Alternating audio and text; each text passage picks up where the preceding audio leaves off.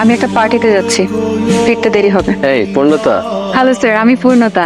Thank you so much, আপনি আপনার সুন্দর পার্টিতে আমাকে ইনভাইট করেছেন। I am really glad.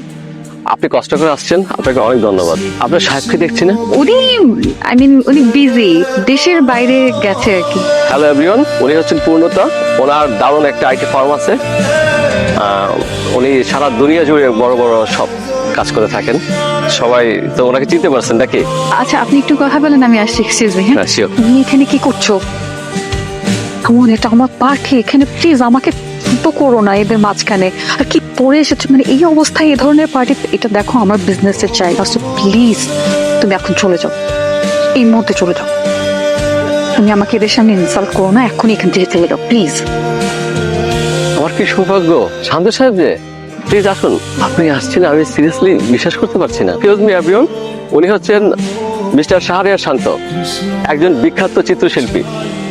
আমি প্যারিসে একজন বিখ্যাত চিত্রশিল্পীর কাছে ওনার নাম শুনেছি। ওনার কাছে শান্ত সাহেবের অনেকগুলো আঁকা ছবি আছে। শান্ত সাহেব কিন্তু একজন ভালো মানের ইন্টেরিয়র ডিজাইনার এবং একজন খুব ভালো মানুষ। উনি অনেক বড় বড় প্রতিষ্ঠানের কাজ ছেড়ে দিয়েছে, আর উনি কিন্তু সব পার্টিতে যান না। আজকে ওনাকে পেয়ে আমি ভীষণ খুশি। আপনাকে ধন্যবাদ আবার, আপনি কষ্ট করে আমার পার্টিতে আসছেন।